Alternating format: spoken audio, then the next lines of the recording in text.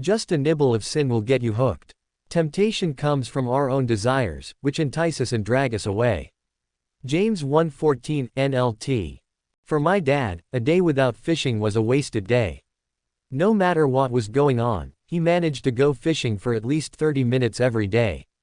As I watched my dad catch fish after fish while I caught nothing, I quickly learned a valuable lesson: fish don't bite bare hooks.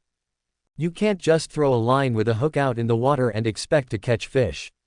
You have to put bait on the hook. And a good fisherman knows that different fish like different kinds of bait. Just like a fisherman knows how to bait different kinds of fish, Satan knows just how to bait you. He knows what gets your attention.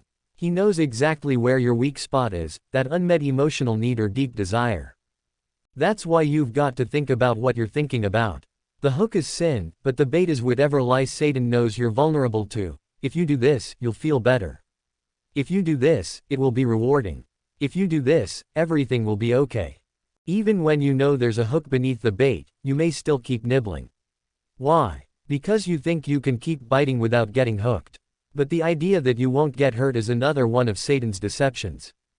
One of the most common lies is that, whenever you're tempted, something outside yourself has tempted you. But the real problem is not external. James 1:14 says, temptation comes from our own desires, which entice us and drag us away. NLT. Temptation starts with our inner desires, those vulnerable spots Satan uses for bait. Those desires lead to sinful actions, and those actions lead to death. What you think determines how you feel, and what you feel determines how you act. Don't get in the habit of blaming your circumstances. When you're tempted, you may think you can't help it. You can help it. It starts by changing the way you think. When you're tempted, stop and ask the question, what lie am I believing? Then replace it with God's truth. It will always lead to life.